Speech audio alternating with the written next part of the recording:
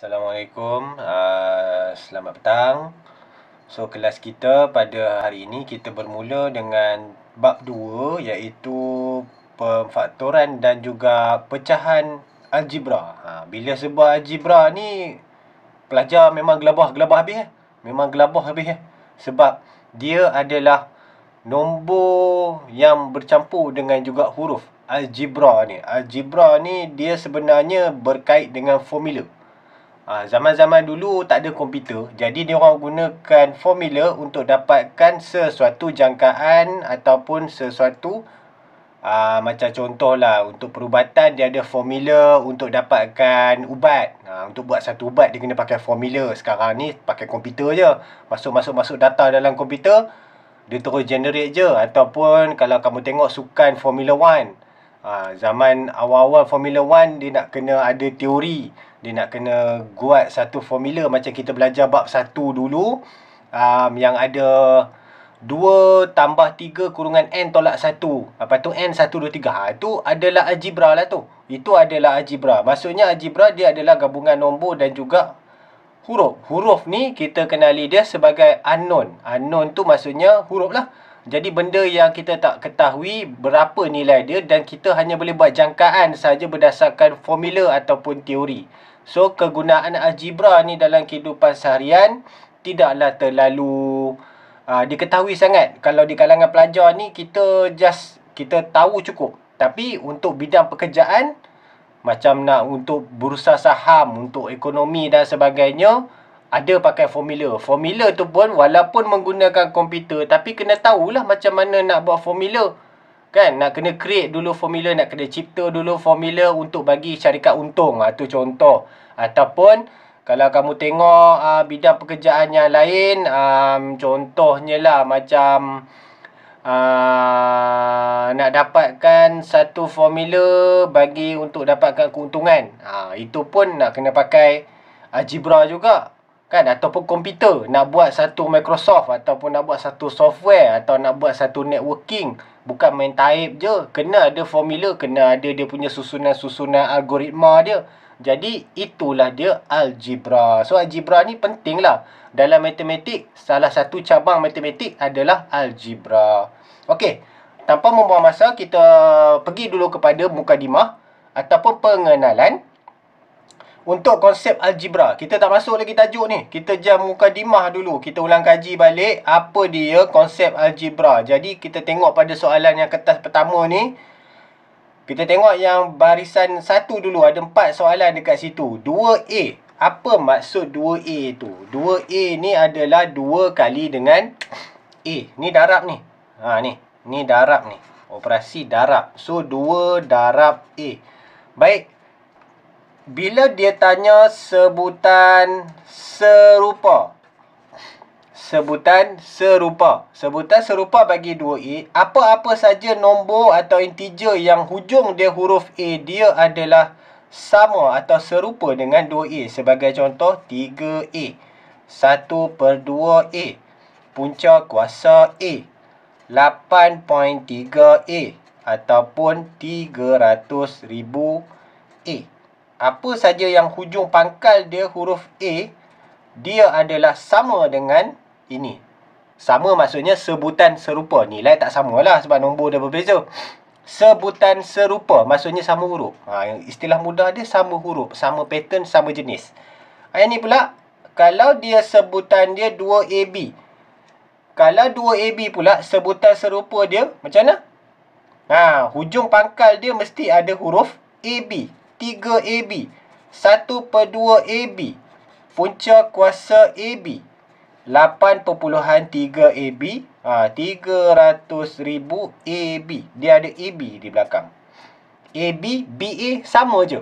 BA dengan AB sama je. Kalau kata kamu nak tulis 3BA pun betul. Tak menjadi masalah. Baik. Ni pula sebutan serupa dia. Katalah dalam soalan dia kata berikut merupakan sebutan serupa. Senaraikan 3 sebutan serupa bagi 2A kuasa 2. Kalau soalan tanya macam tu, macam mana nak buat? Kamu bubuh lah. 4A kuasa 2. 1/3A kuasa 2.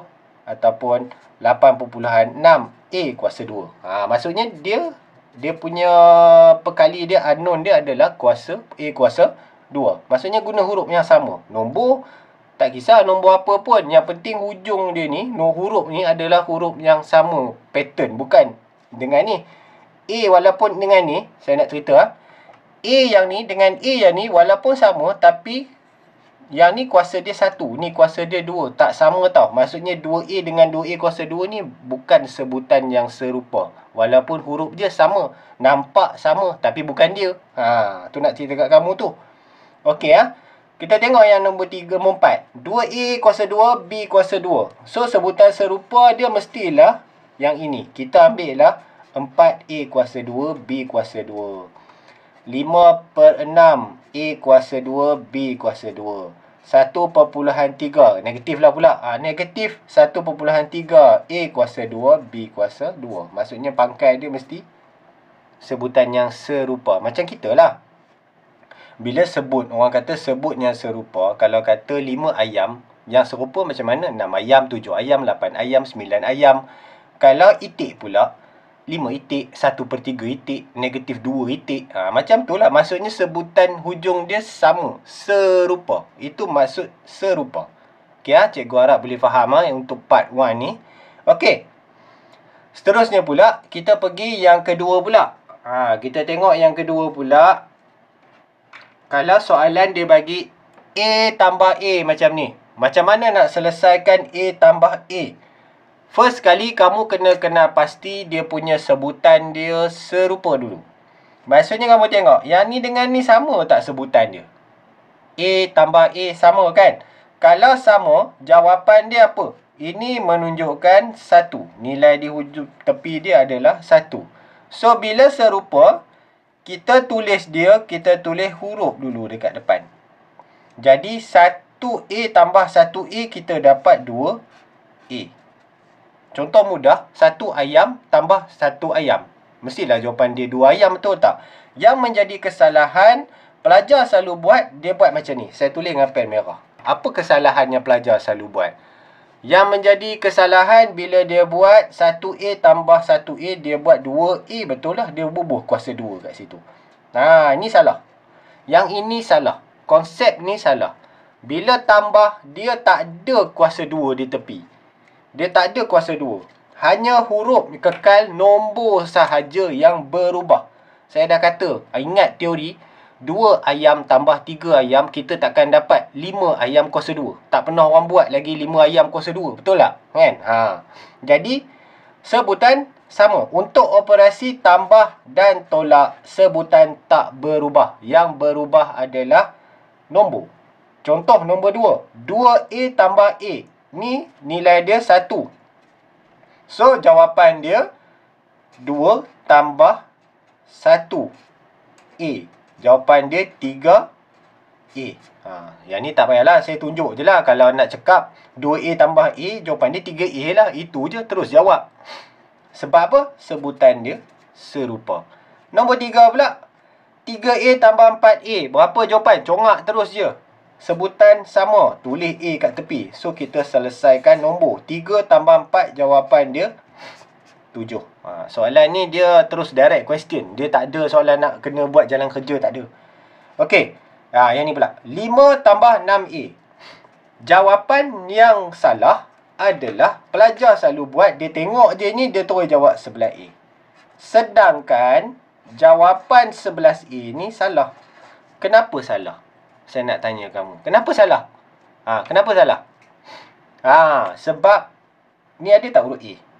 Tak ada kan? Dia tak ada huruf A kat situ kan?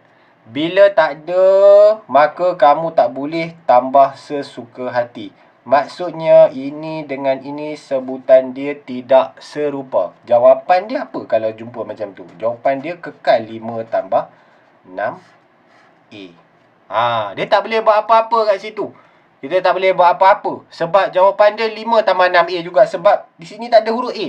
5 ni sebutan yang lain. 6A sebutan yang lain. Seolah-olah itik tak boleh campur dengan ayam. Macam tu lah. Itik campur ayam boleh kita kata itik ayam? Mana boleh kan? Itik-itik lah, ayam lah. Okey. Soalan seterusnya. 3A tambah 4B. pelajar jawab yang salah. Dia nampak ni, dia jawab terus lah 7AB. Main suka hati dia shortcut 7AB.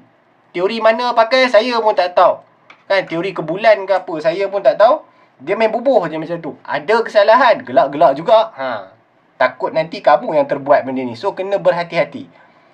Bila yang ini sebutan dia adalah A, yang ini sebutan dia adalah B, maka 3 dengan 4 tu kita tak boleh nak tambah walaupun operasi dia nampak macam boleh. Sebab sebutan dia tak sama. Jadi jawapan dia kekal 3A tambah 4B. So, soalan last sekali. Agak-agak apa jawapan dia? 7 tambah 8A kuasa 2. Ni ada tak A apa-apa kat sini? Tak ada kan? Tak ada. Okey, tak ada. Kalau kata saya bubuh A kat sini, boleh tambah?